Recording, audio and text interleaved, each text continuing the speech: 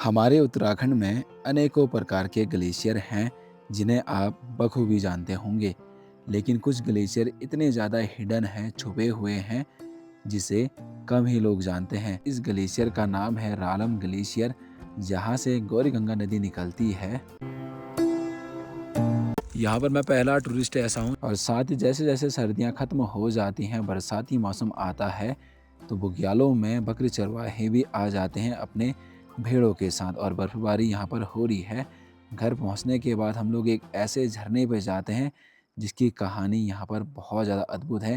Hello जी, नमस्ते, प्रणाम आप सभी लोगों को, एंड बहुत बहुत स्वागत है आप सभी लोगों का रालम ग्लेशियर के इन खूबसूरत वादियों में। एंड अभी हम लोग जा रहे हैं रालम ग्लेशियर ट्रैक में भाई। तो मैं पहली बार जा रहा हूँ वहाँ पे। अभी मॉर्निंग के समय में हम लोग निकल चुके हैं, तो चलते हैं और किस प्रकार का ये ट्रैक है, ये ट्रेल है, वो आपको दिखाते हैं।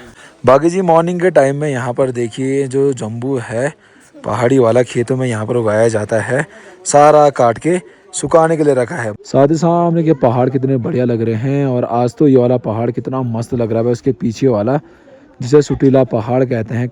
सुबह के 6:18 हो गया है और मॉर्निंग के टाइम में हम लोग जा रहे हैं रालम ग्लेशियर की ओर।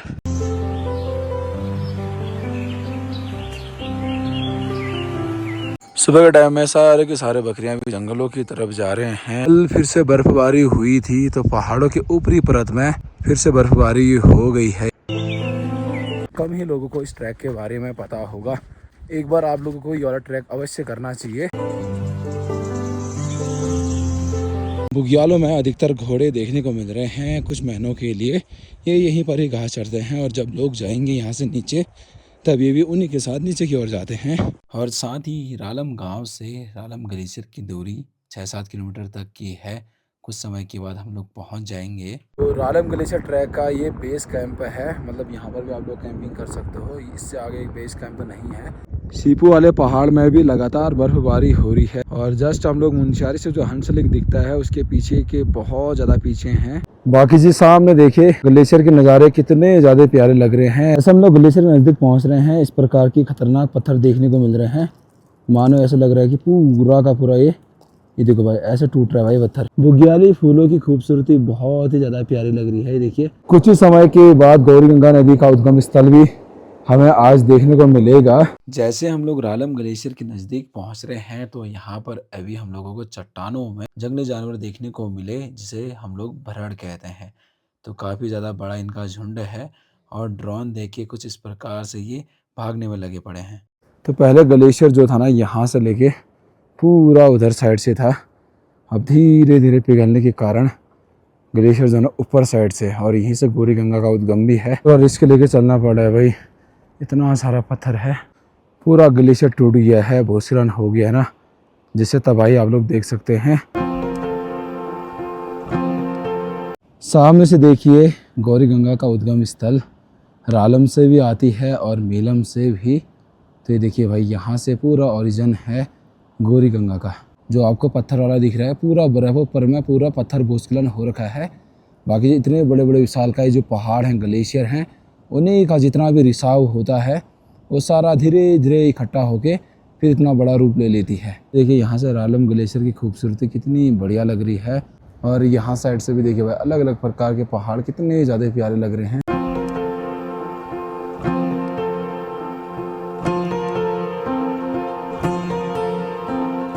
कब से सोच रहा था रालम ग्लेशियर आने का, और जहाँ से गौरीगंगा नदी निकलती है वो जगह देखने का, और फाइनली आज वो दिन है, और सामने गौरीगंगा नदी आ रही भाई, उसका उद्गम स्थल दिख रहा है।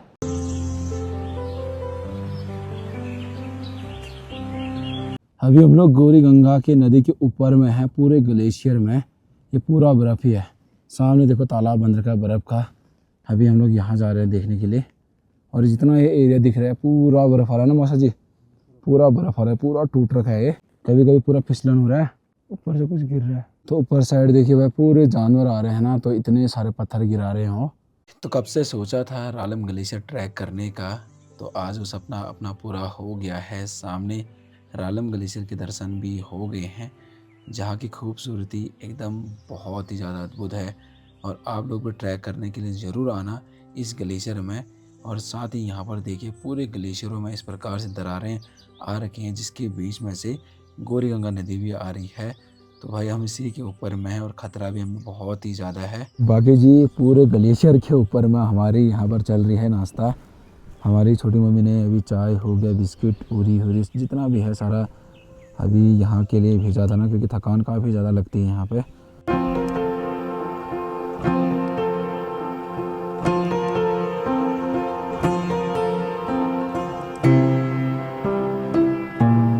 रालम ग्लेशियर का ट्रैक उत्तराखंड राज्य के पिथौरागढ़ जिले के सुदूर गांव पातो गांव से स्टार्ट होता है, लगभग 30 किलोमीटर की दूरी में। तो आप बीच में कहीं पर भी स्टे कर सकते हैं। ये जगह काफ़ी ज़्यादा बढ़िया है। ज़िंदगी में मैं पहली बार जो है ग्लेशियर के ऊपर में बैठकर चाय पी रहा हूँ भाई। पूरे के पूरे मिट्टियों में इस प्रकार से भूस्खलन होके ऐसा तहस नहस हो रखा है। तो यहाँ पर की जो लैंग्वेज है ना वो बढ़िया होती है, अलग टाइप की होती है। तो जैसे ना मौसा जी, ये आपके भाषा में जैसे हम लोग बोलेंगे कि हम लोग रालम ग्लेशियर पहुँच गए, तो क्या कहेंगे? ग्लेशियर कुंजांगसो कहते हैं। ग्लेशियर कुंजांगसो। तो फाइनली जी रालम ग्लेशियर कुंजांगसो मतलब रालम ग्लेशियर पहुँच चुके हैं भाई।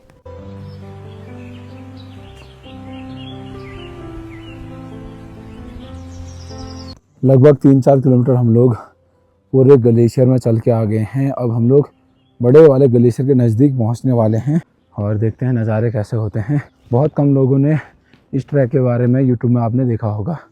पूरा ट्रैक मैंने दिखा रखा आप लोगों को ना।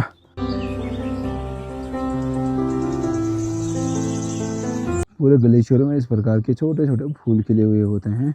सामने इतना प्यारा रालम ग्लेशियर और चाय का नज़ारा। बहुत बढ़िया ये ट्रैक है यार सच में। लेकिन यहाँ पर जहाँ पर अभी हम लोग हैं, यहाँ पर मैं पहला टूरिस्ट ऐसा हूँ, यात्री ऐसा हूँ जो मैं यहाँ तक आ रखा हूँ। चले जी, अभी हम लोग रालम ग्लेशियर बेस कैंप पर पहुँच चुके हैं। आगे तो यहाँ पर ठीक था मौसम, अभी पूरा ख़राब हो गया भाई। चारों तरफ बर्फबारी बर्फबारी। पहुँचते पहुँचते यहाँ पर देखिए बहुत सारे भेड़ बकरियों से मुलाकात भी हो गई है। और देखो चारों तरफ से इतने सारे भेड़ बकरियाँ हैं। ये मिंडा है, बाकी इस प्रकार से बहुत सारे बकरियां हैं भाई। तो यहाँ साइड की बकरियों की हाइट भी ना बहुत अच्छी है यार, क्योंकि बुग्याल होते हैं और ये कटेले होते हैं जिनमें सामान लाया जाता है।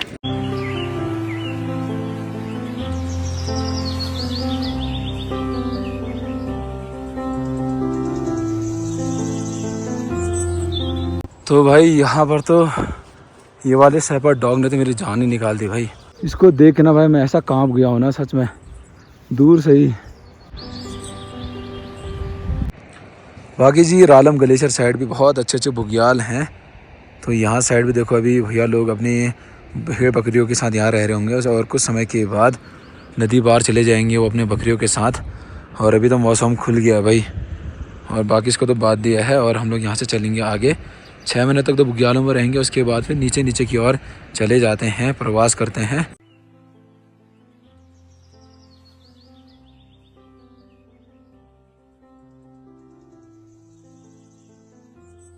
ये देखिए सारे बकरियां अभी शाम के टाइम में मौसम ठीक होने के बाद घास चरने के लिए बुग्यालों में जा रहे हैं।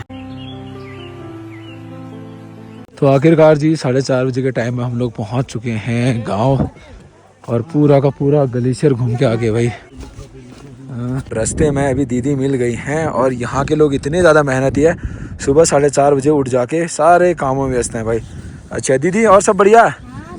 क्लिप होना हो? अच्छा झार वार खोला पार खोला खोला बीच खोला खोला नरदाजू जुआरी नरदाजू रेले मां। और भाई इतना अच्छा जगह है ना रालम, सच में भाई बहुत ज़्यादा बढ़िया, स्वर्ग से सुंदर जगह। और उससे ज़्यादा बढ़िया हमारे यहाँ के लोग। मेरे की भाई बतिम तो यार दगड़ियो, अभी मेरी जो है ना सासू माँ मिल गई है, हम पहाड़ में हौस कनो।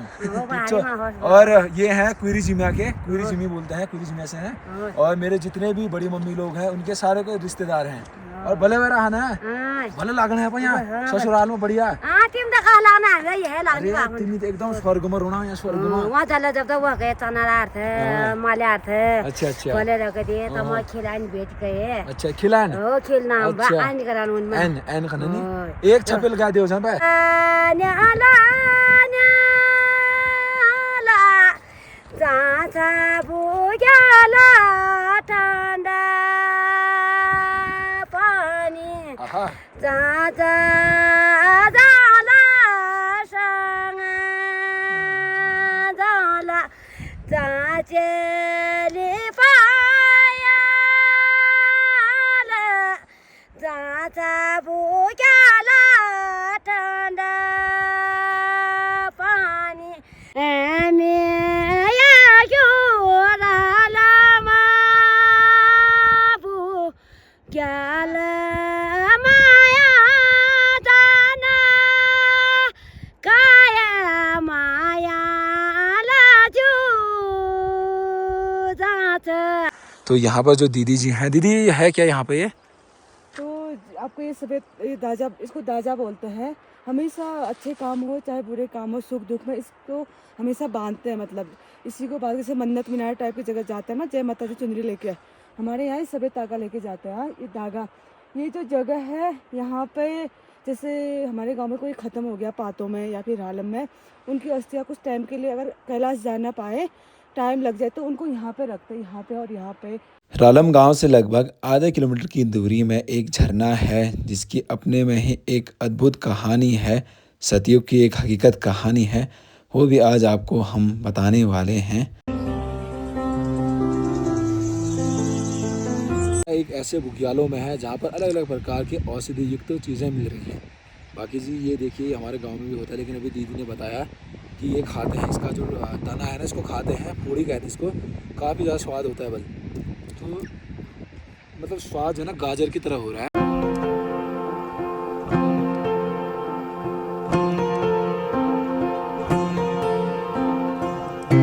तो अभी मेरे मौसा जी भी आ गए हैं और जो यहाँ पर सामने झरना दिख रहा होगा आप लोगों को, इसकी एक अपनी अनोखी ही कहानी है जो कि हमारे मौसा जी बताने वाले हैं. यहाँ पर रह के स्थानीय लोगों के द्वारा जो मैंने यहाँ पर कहावत सुनी झरने की, वो ये है कि इस जगह पे एक सैलाल परिवार रहता था जिसकी एक खूबसूरत सी पुत्री थी. तो झरने को वो पुत्री पसंद आ जाती है और वे उसका हरण कर लेते हैं. और बाद में जब सैलाल परिवार वाले और पूरे गांव वाले ढूंढते हैं उस पुत्री को, तो बाद में वे प्रकट होते हैं उनके घर पे और कहते हैं कि मुझे आपकी पुत्री पसंद आ गई है, तो उससे हमारा जो है विवाह संपन्न करा दें. बहुत ज़्यादा मनाने के बाद भी, जो है लालच देने के बाद भी सैलाल परिवार नहीं मानता है और अपनी पुत्री को वापस मांगने की जिद करता है.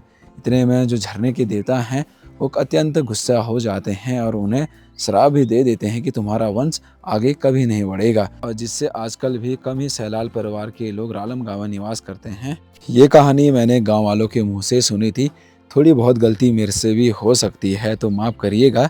तो चलिए जी अब झरने से चलते हैं हम लोग रालम गाँव की और सामने के जो नज़ारे हैं वो काफ़ी ज़्यादा बढ़िया हैं. अब कुछ ही दिनों में लोग कीड़ा जड़ी ढूंढने के लिए भी चले जाएंगे और यहाँ पर के जो बकरी चरवाए हैं वो भी काफ़ी ज़्यादा मेहनती होते हैं. बाकी जी अभी देखिए इतने दूर 30 किलोमीटर दूर भी ना लगा लो भाई, पातू रालम वाले एरिया में दुकान है. तो इतने दूर दुकान होना एक खुशी की बात है और रेट में थोड़ी बहुत चेंजेस तो होगी ही, क्योंकि इतना दूर सामान ढूंढना पड़ता है.